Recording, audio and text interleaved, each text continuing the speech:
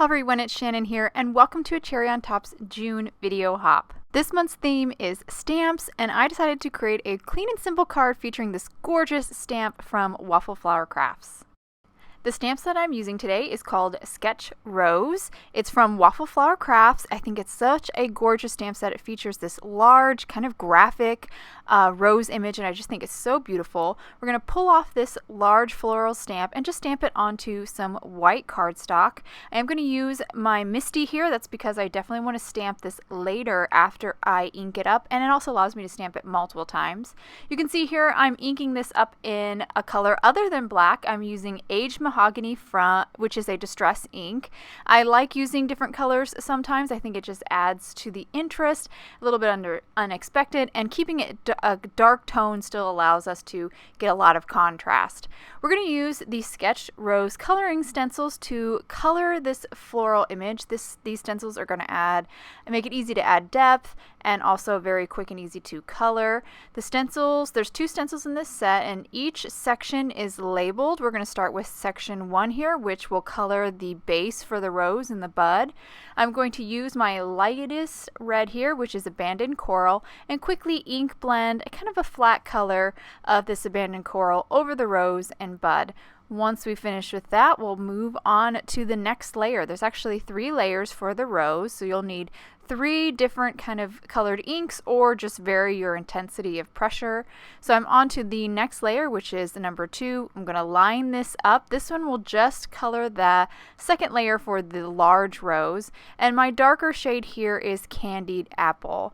I'm going to go quickly ink blend a nice flat blend here over that stencil, all those stencil openings in that section. You may also notice that I'm using kind of low tack tape to just kind of mask off to prevent me over blending beyond the stencil or into any of the other open areas that I don't want to color. So we're on to number 3 now, our final layer for the rose, and I'm going to ink blend this in Aged Mahogany, which is again the color we used to stamp the floral in the first place. Now that we finished ink blending that, we have the bud to address. There's one more layer for the bud here, but let me remove this stencil. And look at how gorgeous this rose turned out. So pretty. Again, really graphic. I love the way it looks. So now moving on to the second layer for the bud. I'm going to line this up with the bud and then just quickly ink blend Candied Apple, which is our medium red, over, and then I'll finish with a little bit of Aged Mahogany at the very bottom of the bud just to kind of create a little gradation. This is the only gradation that we blend. Everything else has been basically flat color, just a flat blend. Now we're moving on to the leaves and stem. I'm going to line up that stencil, tape it down just to kind of hold it in place, and we're going to use something other than green. I'm using Wild Honey here, a yellow, to ink blend kind of my base. Kind of like the contrast of something a little unexpected. I think it has a really pretty rich earthy tone to this kind of final floral image, and I really like how it looks. So once we finish with the Wild Honey, we'll move on to our last area of the stencil, and this is the detail layer for the leaves and stem. So I'm going to line this up here. Again, I'll tape it down just to make sure it stays in place, and then we're going to move on to a darker shade and something a little different. I'm going to use Crackling Campfire, kind of an orangey red. Just thought it was a nice contrast, a nice complement, I should say, to that Wild Honey that we used earlier. And once I finish ink blending that, we will have our finished flower. And look at how gorgeous this turned out. So bold, so graphic. And we are going to even step it up one more notch by stamping it again. So again, I did not move my rose stamp. I left it in my Misty here. Just popped my panel back in that lower right corner and then inked it up again with that Aged Mahogany and stamped it. And that just kind of crisps up all of the outlines in this image and just makes it look so professional and clean. I then used the matching sketched rose die to die cut the rose out. I love how this die also die cuts all those little negative openings between the leaves and stems. It just makes such a beautiful lacy cut.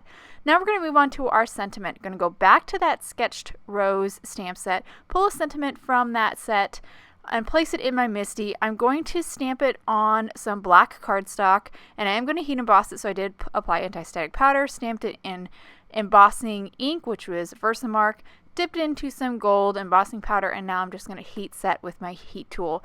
And once I finish that, I will then trim it with my paper trimmer off camera, and now we're ready to kind of put this clean and simple card together. I'm going to grab some foam adhesive here and add it to the back side of our rose. I just want to pop this up because again, that is a clean and simple card, and that little bit of dimension will add a nice shadow and a little bit more interest, but not take away at all from the rose. Once we get that placed down, I'll then add some foam adhesive to the back side of our sentiment, again to pop it up to just create this little beautiful shadow and dimension.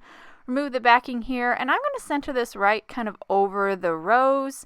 I just like the way that looks, and that will actually complete the card. I'll hold it to the camera here so you can get a good look at all the details in this beautiful clean and simple card. Love that large kind of graphic rose image. I just think it's so beautiful and just works perfectly for the focal point of this clean and simple card.